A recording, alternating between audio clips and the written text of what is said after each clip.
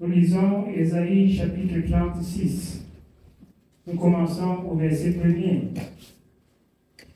Il est écrit: la 14e année du roi Ézéchias, Sanchérib, roi d'Assyrie, monta contre toute la ville forte de Juda et s'en empara. Et le roi d'Assyrie envoya de Lachis à Jérusalem vers le roi Ézéchias, Rabshakeh, avec une puissante armée. Rabshakeh s'arrêta à l'aqueduc de l'étang supérieur sur le chemin du champ de Foulon. Alors Eliakim, fils de Hilkidjar, chef de la maison du roi, se rendit auprès de lui avec Setna, le secrétaire, et Joach, fils d'Azaph, l'archiviste. Rabshakeh leur dit: dites à Ézéchias, ainsi parle le grand roi, le roi d'Assyrie. Quelle est cette confiance sur laquelle tu t'appuies? Je te le dis, ce ne sont que des paroles en l'air. Il faut pour la guerre de la prudence et de la force. En qui donc as-tu placé ta confiance pour t'être révolté contre moi? Voici, tu l'as placé dans l'Égypte. Tu as pris pour soutien ces roseaux cassés qui pénètrent et percent la main de quiconque s'appuie dessus. Tel est Pharaon, roi d'Égypte, pour tous ceux qui se confient en lui. Peut-être me diras-tu, c'est dans l'Éternel notre Dieu que nous nous confions. Mais n'est-ce pas lui dont Ézéchias a fait disparaître les hauts lieux et les autels en disant à Juda et à Jérusalem: vous prosternerez devant cet autel. Maintenant, fais une convocation avec mon maître, le roi d'Assyrie, et je te donnerai 2000 chevaux si tu peux fournir des cavaliers pour les monter. Comment repousserais-tu un seul chef d'entre les moindres serviteurs de mon maître? Tu mets ta confiance dans l'Égypte pour les chars et pour les cavaliers. D'ailleurs, est-ce sans la volonté de l'Éternel que je suis monté contre ce pays pour les détruire? L'Éternel m'a dit: monte contre ce pays et détruis-le. Amen. Ici, nous comprenons que chacun devait mettre sa confiance dans le nom de son Dieu qu'il sait. Toi, tu mets ta confiance en qui? Alors, vous chantez, mets ta confiance en Jésus. Alors, et au moment de mettre sa confiance en Jésus, vous disparaissez. Il ne s'agit pas ici de la foi, mais de l'obéissance qui régénère la foi.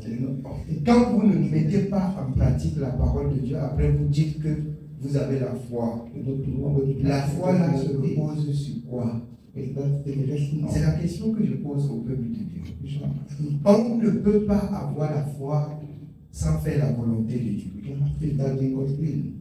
La volonté de Dieu, automatiquement, l'homme qui fait la volonté de Dieu, Dieu met en lui la force de la foi. Et c'est lui qui a dit: si vous demeurez dans mes paroles et que mes paroles demeurent en vous, il agira pour vous. C'est lui qui a dit: le Seigneur que sans moi, vous ne pouvez rien. Celui qui a dit: croyez, du moins à cause des œuvres que vous m'avez vu à faire, et j'agirai de même pour vous. En qui nous aussi nous mettons notre confiance. Et je vais rappeler, cette exhortation va arriver même à ceux qui ne sont pas arrivés ici. N'allez plus à la maison être rebelle à vos maris au moment où vous êtes dans les tourments, vous tournez. Obéissez, et quand on va prier, Dieu va agir timpota. On prie dans les cœurs rebelles, on prie dans les cœurs incrédules. Vous partez, les maris n'ont pas cru. Et vous voulez vous justifier chaque jour et ramener même des plaintes à quelqu'un qui n'a pas cru. L'autre là me gagne ça. Je ne voudrais plus entendre des choses comme ça. Que chacun travaille sa vie au point d'être un témoignage vivant dans sa vie. Vous avez appris, bien aimé, par les témoignages de notre bien-aimé Frida, qui déjà peut donner aux autres, comme la parole de Dieu dit, que les anciens mènent une vie qui doit ramener aux jeunes de savoir aussi comment se conduire.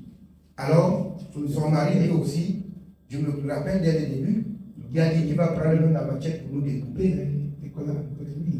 Mais je me souviens que sa soumission et son obéissance à la parole a fait que il dit même souvent quand elle rend témoignage que chérie, tu ne peux pas la prier aujourd'hui.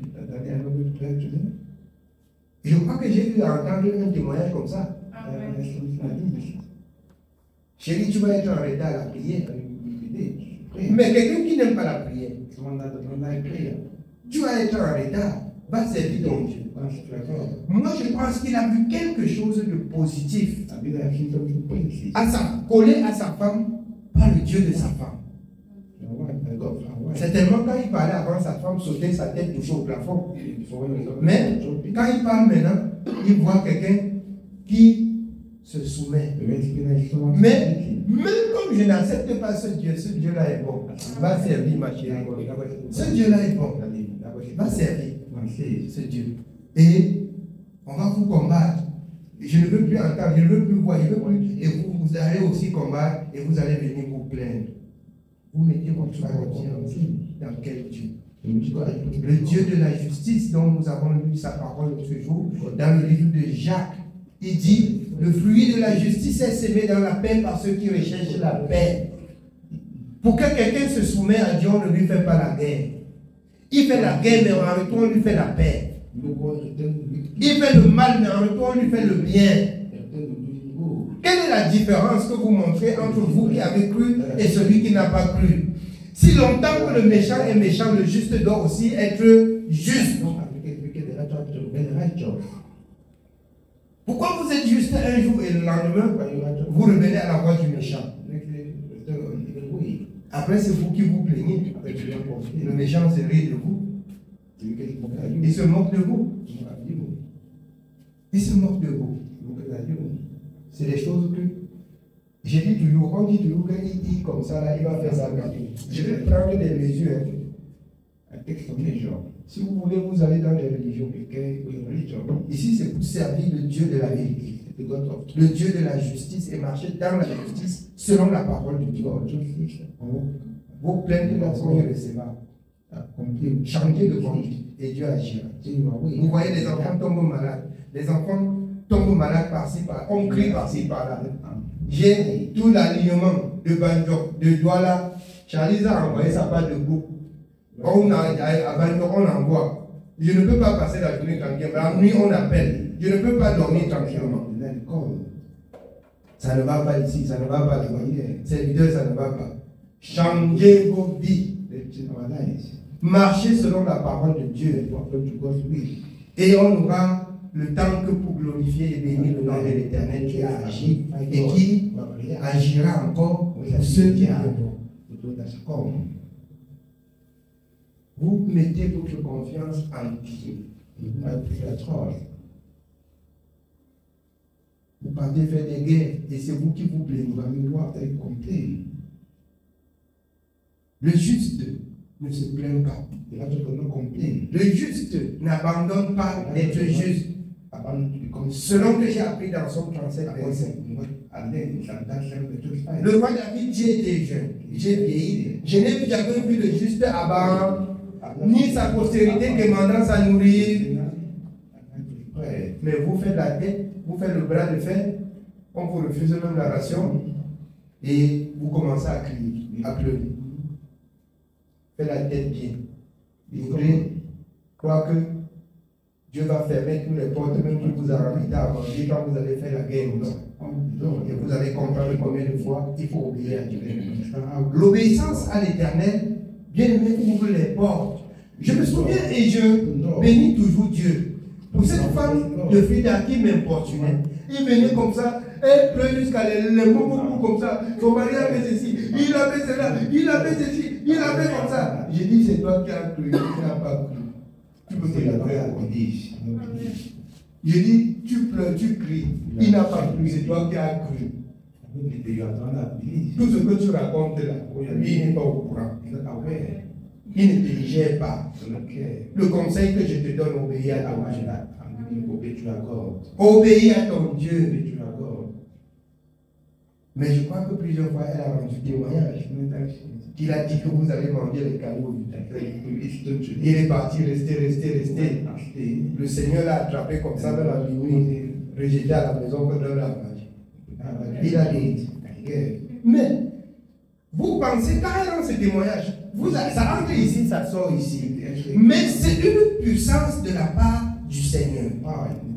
Expérimentez la parole. Vous êtes là, l'homme dit un, vous dites 100. Après, vous venez à l'église, vous plaignez.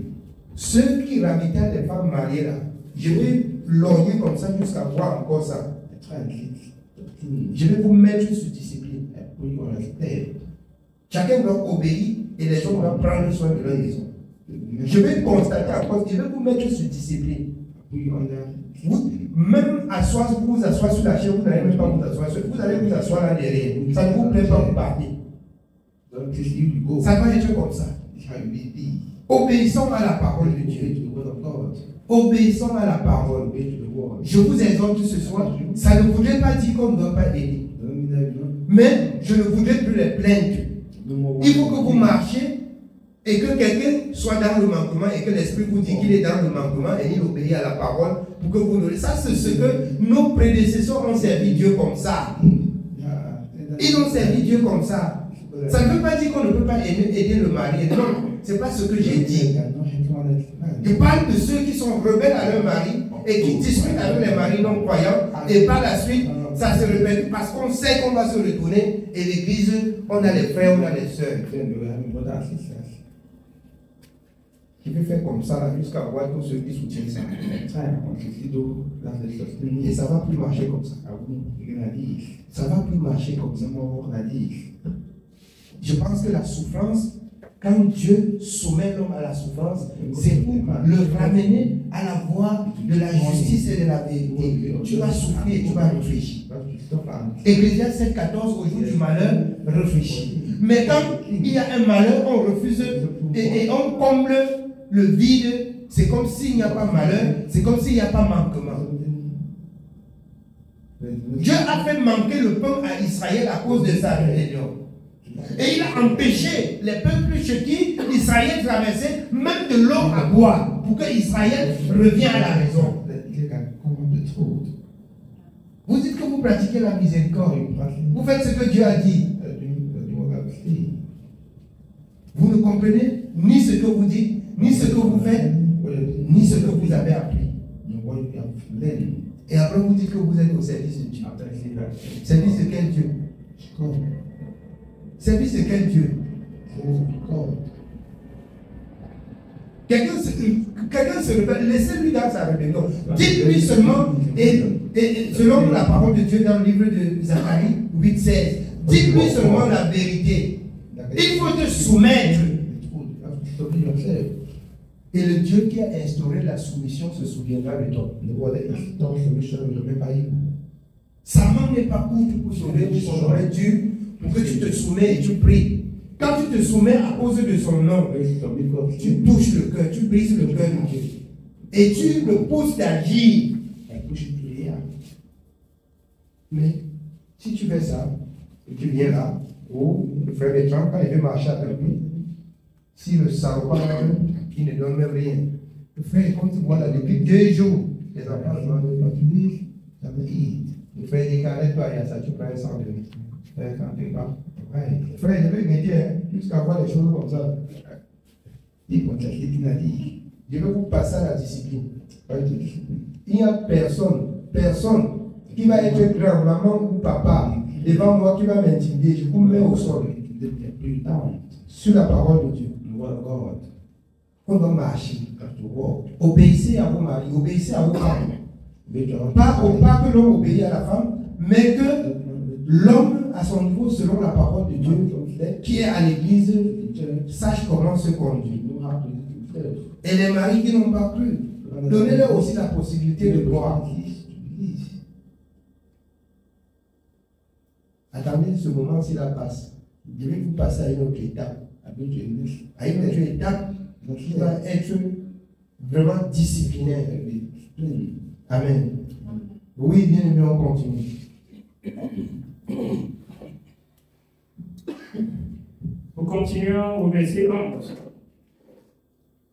Eliakim, Skebna et Joach dit à Rabshakeh, parle à tes serviteurs en araméen, car nous le comprenons, et ne nous parle pas en langue judaïque aux oreilles du peuple qui est sur la muraille.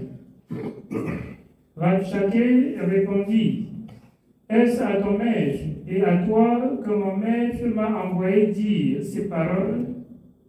N'est-ce pas à ces hommes assis sur la muraille pour manger leurs excréments et pour boire leur urine avec vous? Puis Rabshakeh s'avança et cria de toute sa force en langue judaïque. Écoutez les paroles du grand roi, du roi d'Assyrie. Ainsi parle le roi.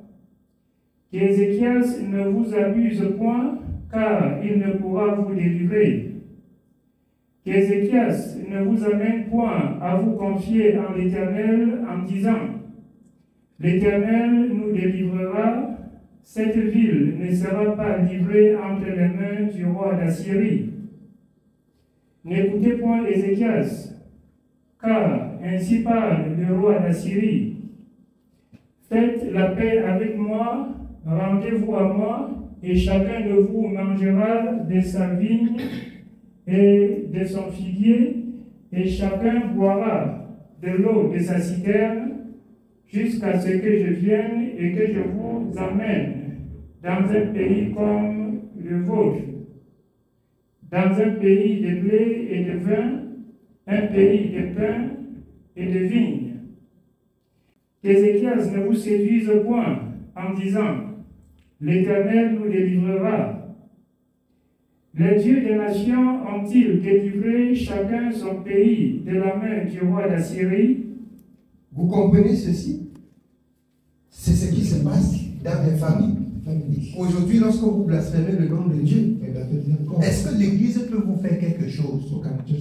Est-ce que le Dieu que vous servez là peut vous donner quoi? Venez et on va vous donner le travail. Venez et on va vous donner ceci. Venez, on va vous donner cela. Oubliez votre Dieu là. Et vous allez bien vivre, vous allez bien manger.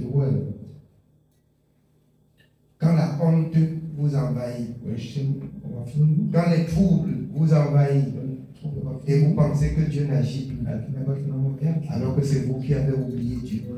C'est vous qui avez abandonné Dieu. Et dit que les dieux des nations ont fait quoi? Les dieux des nations ont-ils délivré chacun son pays de la main du roi d'Assyrie? Pour dire que le roi d'Assyrie est tellement puissant qu'il n'y a personne dans le monde qui peut le vaincre. Mais l'Éternel, le Dieu d'Israël, qui a créé même ce roi qui se vend, il le vainc. Il donne la victoire à son peuple. Il donne la paix à son peuple. Il donne le repos à son peuple. Il reste. Mais le peuple de Dieu, ils sont là et on flatte encore beaucoup aujourd'hui, comme ça ils abandonnent la foi. Depuis que tu manques le travail comme ça, tu as l'église. Est-ce que Dieu a pu te donner le travail? Viens ici, t'asseoir. Viens ici, tu vas manger. Tu serais. Et comme on cherchait le travail avec la torche, comme on cherchait le mariage avec la torche, comme on cherchait ce qu'on veut avec la torche, on abandonne Dieu. On abandonne Dieu. C'est une honte pour le peuple de Dieu. C'est shame of God. Nous ne servons pas Dieu pour un intérêt quelconque, mais nous cherchons à regagner le royaume des cieux, comme le Seigneur a dit, et nous savons que sur le chemin du royaume des cieux, on ne pourra pas périr à cause du pain quotidien. À chaque jour suffit sa peine. Pour ceux qui abandonnent Dieu en profit de ceux qui cherchent, de leurs intérêts. Pour ceux qui abandonnent Dieu en profit de leurs intérêts, à chaque jour suffit sa peine. Même si nous avons l'or de ce monde rempli dans cette maison-là, quand ça sonne demain qu'on va mourir, on meurt et on oublie, on ne sait même pas ce qu'on va faire avec l'or là derrière. Donc, ce qui était important, c'était d'assurer là où tu pars. C'est d'assurer là où tu pars. L'assurance de Dieu, c'est l'assurance véritable. Vous voyez, on achète la voiture dans le monde, on paye l'assurance. Tu payes l'assurance, ça coûte jusqu'à ses hors circulation. Tu peux pas dire que l'assurance, là, voilà, on ne te donne pas. Vous voyez combien de fois le monde est injuste. Mais Dieu qui rassure pour la vie éternelle, il n'y a personne qui marche, qui reçoit, qui paye le prix de cette assurance et que par la suite, Dieu te refuse l'indemnisation. Ce n'est pas possible. Ce que Dieu a dit, il le fait. Ce que Dieu a dit, il le fait. Les hommes disent, ils ne font pas. Mais Dieu dit et il fait. Amen. Oui, bien aimé. Nous continuons au verset 19. Où sont les dieux de Hamath et d'Arpad? Où sont les dieux de Sepharvaïm? Ont-ils délivré Samarie de ma main? Parmi les dieux de ce pays, quels sont ceux qui ont délivré leur pays de ma main pour que l'Éternel délivre Jérusalem de ma main? Mais il se tut et ne lui répondit pas un mot, car le roi avait donné cet ordre. Vous ne lui répondrez pas. Et Eliakim, fils de Hilkidja, chef de la maison du roi, Skebna, le secrétaire, et Joab, fils d'Azaph l'archiviste, vinrent auprès d'Ézéchias, les vêtements déchirés, et lui rapportèrent les paroles de Rabshakeh. Amen. Amen. Continuons un peu au chapitre suivant. Nous continuons au chapitre 37. Lorsque le roi Ézéchias eut entendu cela, il déchira ses vêtements, se couvrit d'un sac et alla dans la maison de l'Éternel. Il envoya Eliakim, chef de la maison du roi, Skebna, le secrétaire, et les plus anciens des sacrificateurs couverts de sacs vers Ésaïe, le prophète, fils d'Amoz. Et il lui dit, ainsi parle Ézéchias, ce jour est un jour d'angoisse, de châtiment et d'opprobre, car les enfants sont près de sortir du sein maternel et il n'y a point de force pour l'enfantement. Peut-être l'Éternel, ton Dieu, a-t-il entendu les paroles de Rabshakeh que le roi d'Assyrie, son maître, a envoyé pour insulter le Dieu vivant. Et peut-être l'Éternel, ton Dieu, exercera-t-il ses châtiments à cause des paroles qu'il a entendues. Fais donc monter une prière pour le reste qui subsiste encore. Les serviteurs du roi Ézéchias allèrent donc auprès d'Ésaïe. Et Ésaïe leur dit, voici ce que vous direz à votre maître.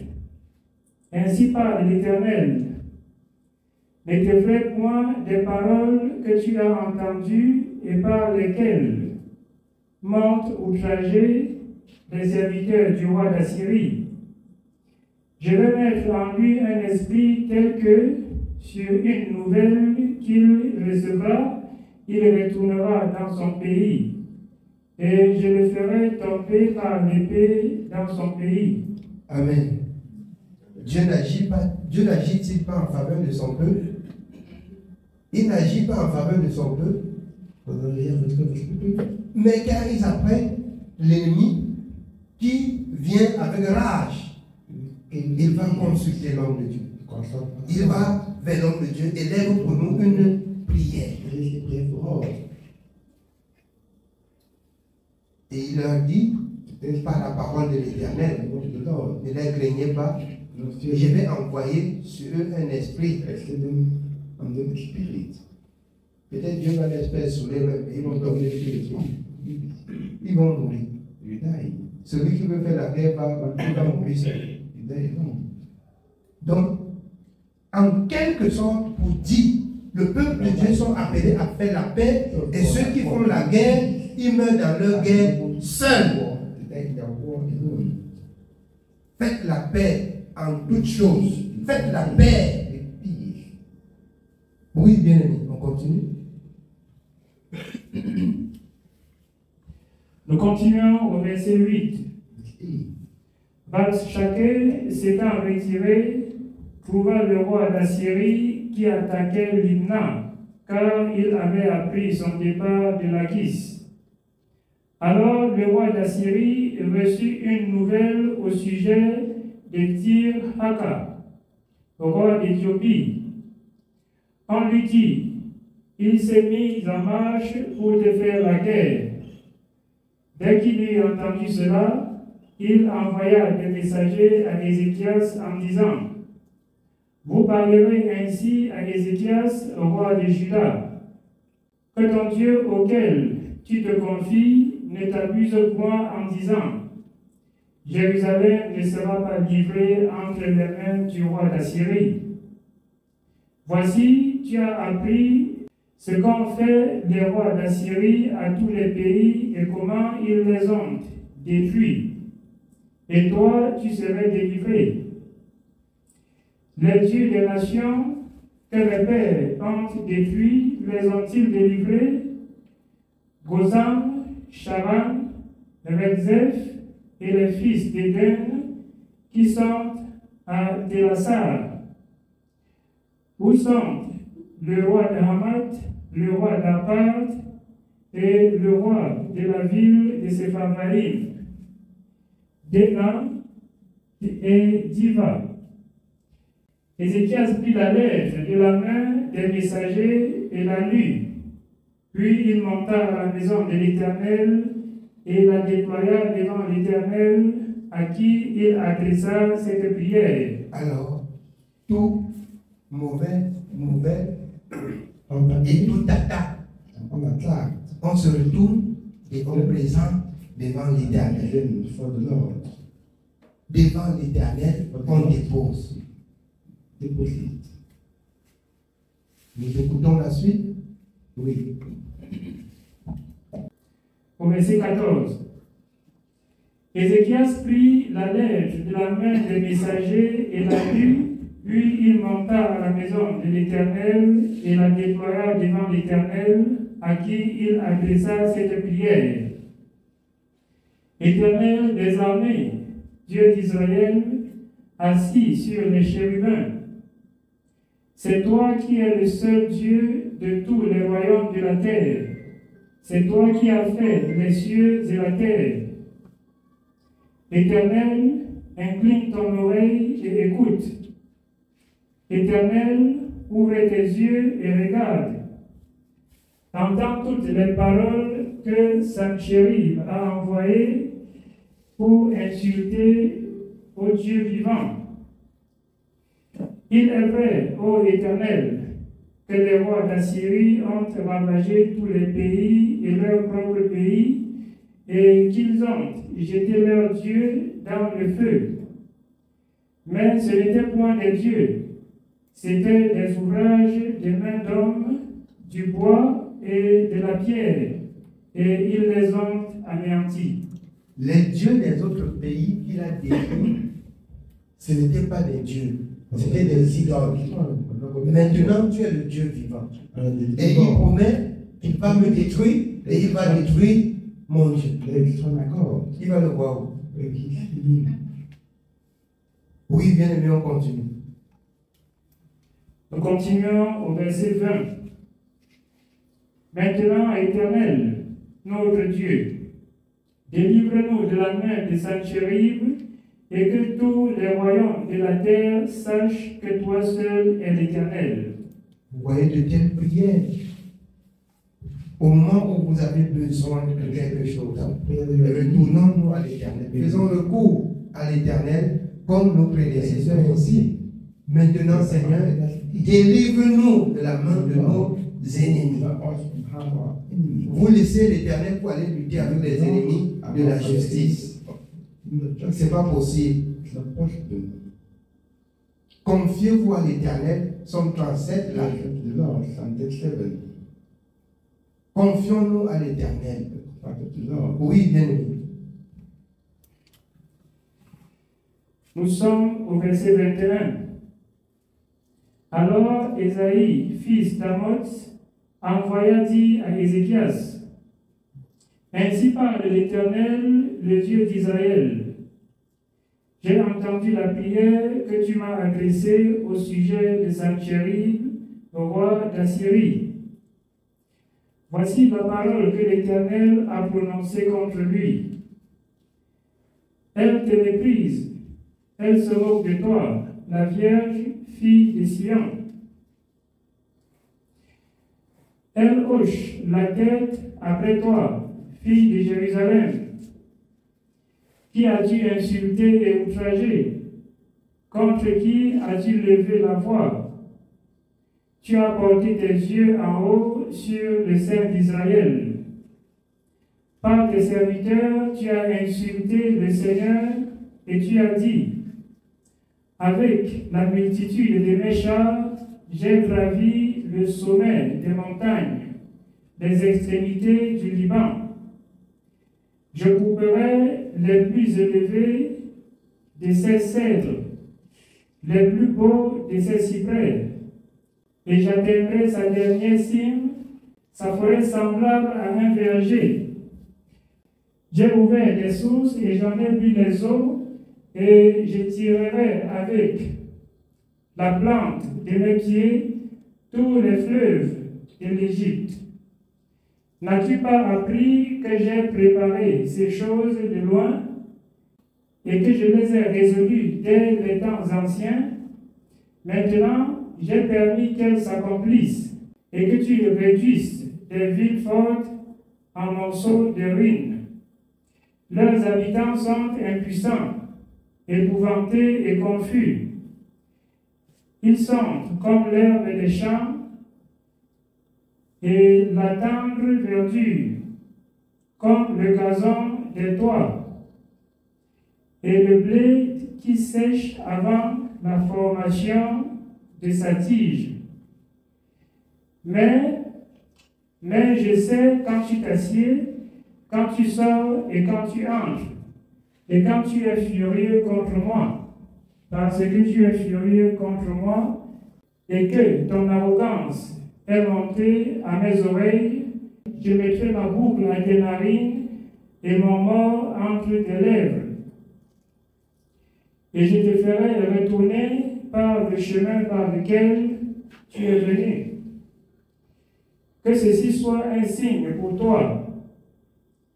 On a mangé une année le produit du grain, tombé, et une seconde année ce qui croît de soi-même. Mais la troisième année, vous sèmerez et vous moissonnerez, vous planterez des vignes et vous en mangerez le fruit. Ce qui aura été sauvé de la maison de Juda, ce qui sera resté poussera encore des racines par-dessous et portera du fruit par-dessus. Car de Jérusalem, il sortira un reste, et de la montagne de Sion, des réchappés. Voilà ce que fera les ailes de l'Éternel des armées. C'est pourquoi ainsi parle l'Éternel sur le roi d'Assyrie. Il n'entrera point dans cette ville, il n'y lancera point de trêve. Il ne lui présentera point de bouclier, et il n'élèvera point de retranchement contre elle. Il s'en retournera par le chemin par lequel il est venu, et il n'entrera point dans cette ville, dit l'Éternel. Il va venir pour faire la guerre, mais il ne va pas entrer. L'ennemi viendra pour te détruire, mais il ne pourra pas t'atteindre. Parce que tu as gardé la parole de ton Dieu. Parce que tu as gardé la parole de ton Dieu. Il viendra et il retournera sans te toucher. Oui, bien-aimé. Nous continuons au verset 35. Je protégerai cette ville pour la sauver à cause de moi et à cause de David, mon serviteur. L'ange de l'Éternel sortit et frappa dans le camp des Assyriens 185 000 hommes. Et quand on se leva le matin, voici, c'étaient tous les corps morts. Alors Sanchérib, roi d'Assyrie, leva son camp, partit et s'en retourna, et il resta à Ninive. Amen. Il a trouvé quoi pour le faire? Pourquoi il a pu continuer? Il a vu qu'il le frappait. C'est l'ange de l'Éternel. Il n'a vu personne. Il est venu faire la guerre avec qui? Dieu a dit, il est venu faire la guerre à moi personnellement. Ce qui fait que vous allez rester tranquille et je vais lutter pour vous. Exode 14, 14, vous garderez le silence et l'Éternel combattra pour vous. Je voudrais que vous écoutez, que vous voyez, que vous compreniez que cette parole est selon la vérité. Amen.